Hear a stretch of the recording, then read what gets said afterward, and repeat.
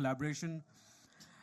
And we've been saying that the industry has really grown well. We're doing billions of dollars of transactions. Stable coins are becoming great. Trump coin is there, etc., etc.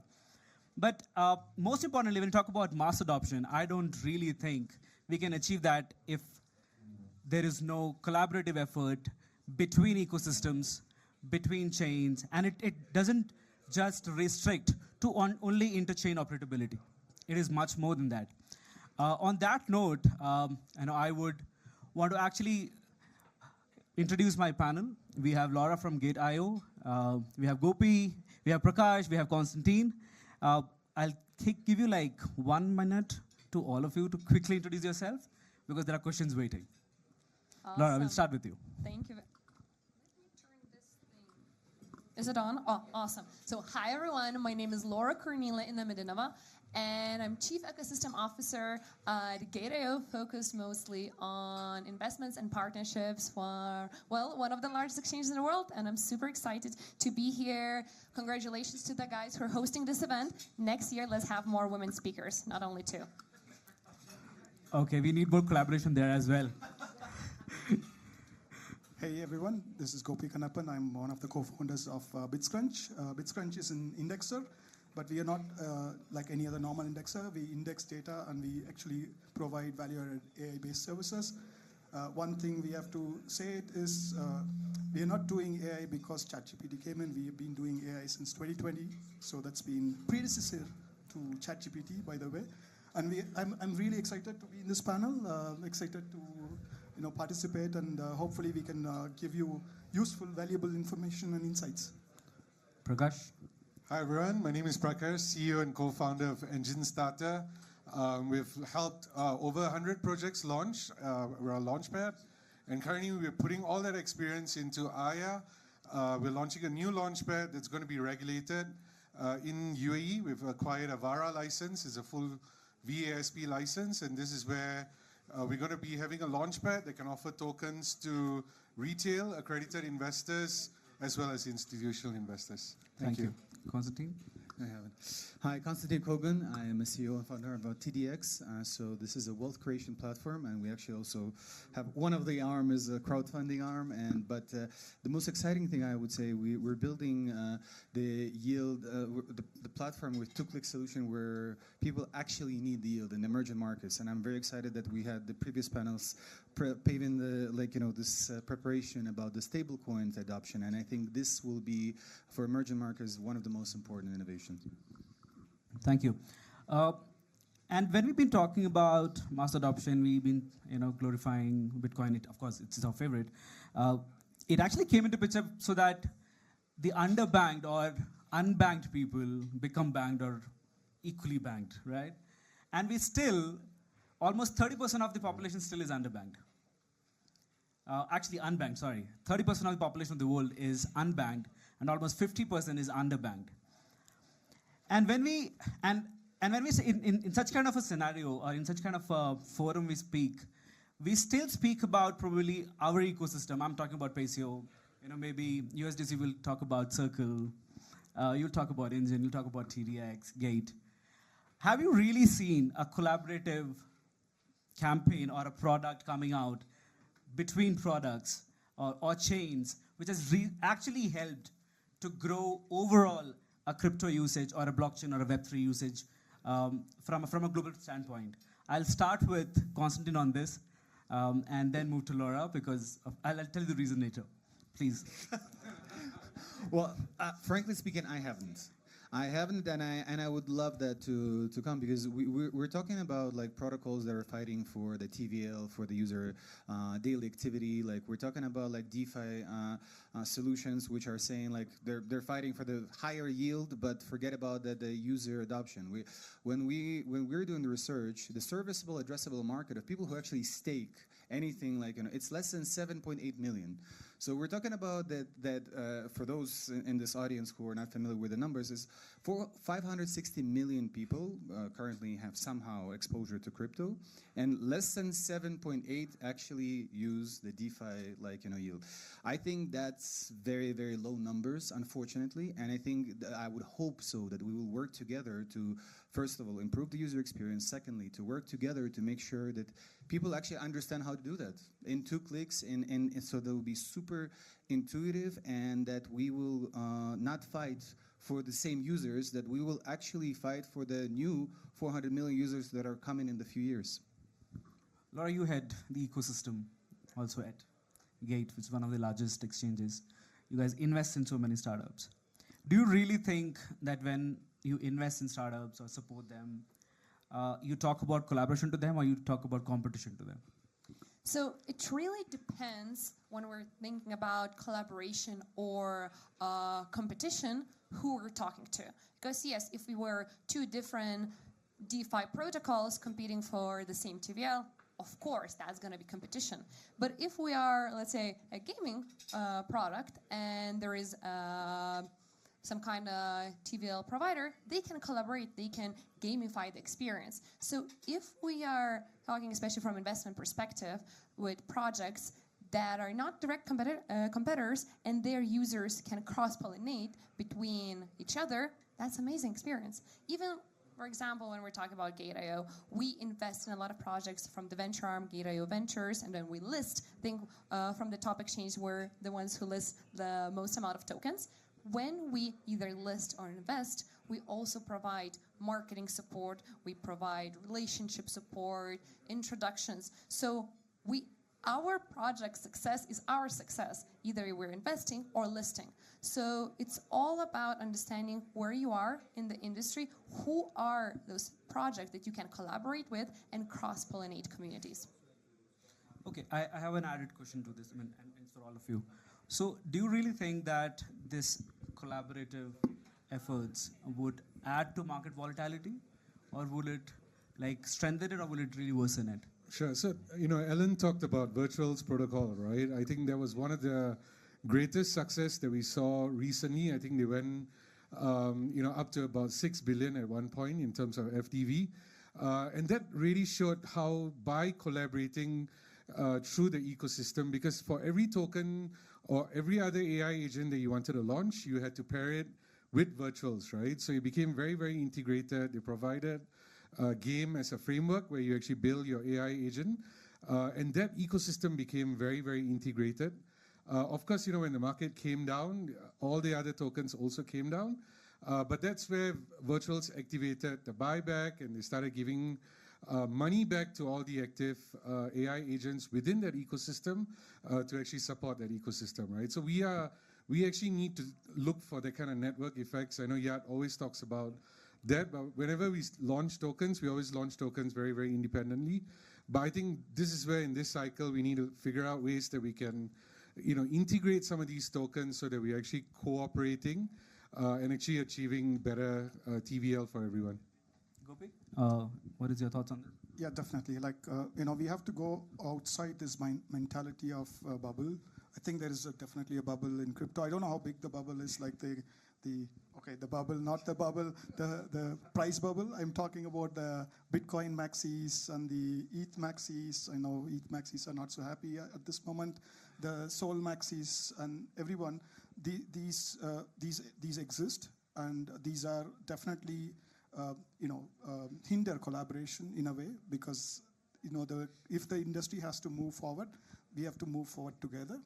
And obviously the technology, there is already challenges with the technology because every technology has its own spec, like how the blockchain transaction and blockchain and how the blocks are minted. All of this is different between Solana versus other EVM chains. So we have already technology challenges. We shouldn't have on top of it all these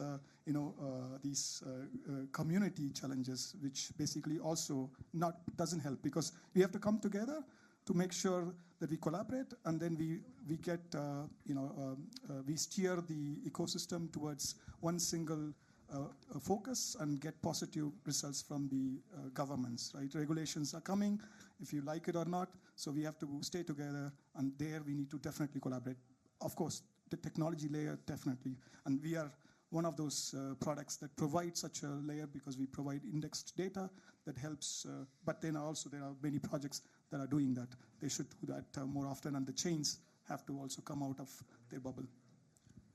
One more thing I would like to add. So what was the number? 500 million people were exposed into crypto? That's the number? 560. So if, let's say, we remove all the kids and all the grandparents, we have probably around, 3, 4, 5 billion people who could potentially get exposed into crypto and become users. So why do you fight for those 500 million very, very spoiled users where you can go out of Web3 to Web2 and increase the user base? The problem is, if you're competing in Web3 space, and we have all these protocols offering 10, 15, sometimes 20% APY, you can't compete on numbers. You can't compete on sign-up bonuses because some will definitely, with the bigger pockets and more investors' money, will outcompete you. It's better to go out to Web2, see what are the challenges there, create very good educational material to explain what is crypto, what is Bitcoin. It's not just Silk Road and dark money, but actually it gives so many opportunities, and focus there. And then if we, as a whole community, as a whole industry, start focusing on that as a joint effort, we all gonna win, because we all gonna increase our market share. All right, so I did a small thing when this panel was announced. I put this on my Instagram, LinkedIn and stuff, and I asked my folks to send me questions so that I don't have to do the job. So, so they did send me questions targeting that whom should I ask what question. So I have a question for Gopi. I will not take the name of the person who asking is. It says, how can we improve data sharing standardization across different crypto ecosystems to gain better insights into market trends, user behavior, and network activity? And there's something which I was talking to Nitin the other day. Gopi. I think so these are all live questions from the audience, okay? So this is going to be fun. Yeah, I mean, you have an answer in the question itself, the standardization. If cross-chain needs to work together, there has to be a standard. But obviously, this is not an easy job to do because this is something that we actually work together with Covalent. We tried to build some blueprint around it to have a block specimen structure, how a block should look like, so that any new change that comes up, they can follow some standards, so that way it's easier for applications that are building on top of them can quickly deploy. It's one thing is about building it, but also it's about cross deployment, right? If you want to have applications that are cross-chain, they have to actually work together. I think that's one of the most important challenge we have. That is, how do we bring data standardization? And this is not a new challenge for us. I think many of our fintech colleagues here would probably know that they have been dealing with it for years in the classic Web2 world, right? In the fintech world, where banks and one bank cannot talk to the other bank, and they have to figure out a way, and they came up with something, right? And it's same thing with insurance. They came up with some standardization. So we have to figure out, maybe form a consortium or something, and then structure some data standards, and that can then help at least newer blockchains to follow that, and newer applications to build on top of it, so that we actually have a real cross-chain utility, cross-chain possibility. Yeah. Thank you. Okay, Constantin, you have a lot of followers on your socials. So I got most of the questions for you, but I'm just going to pick two. I don't know, they for some reason believe that you are something to do with CBDCs. And one of them also asked that, what is his relation with Michael Saylor? Is there something? First of all, tell us that. A relation that I know him personally, and we had an interview with him, and if you listen it, I think it was a number in a minute. That's 19. Not my question, by the way. Yeah, the first, my personal stance on CBDC, I'm not a big fan, but I think unfortunately it's inevitable, right? That's number one.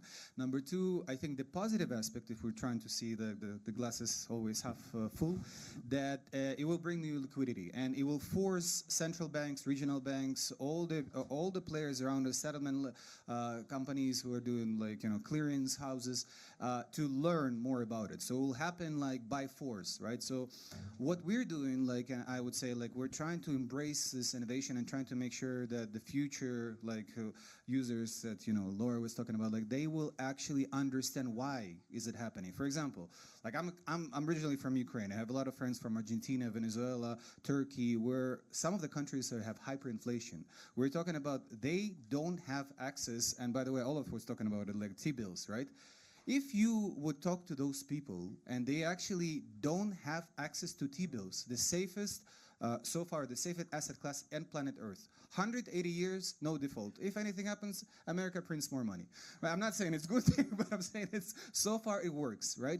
So 4.5%, which is a very safe yield, people would love that in certain countries. That actually falls into, if you talk about wealth management strategies, wealth preservation. It's not even making money, it's to save whatever you have in your bank account, and if you don't trust your government that is corrupt, you have this amazing opportunity via stable coins to have safe yield.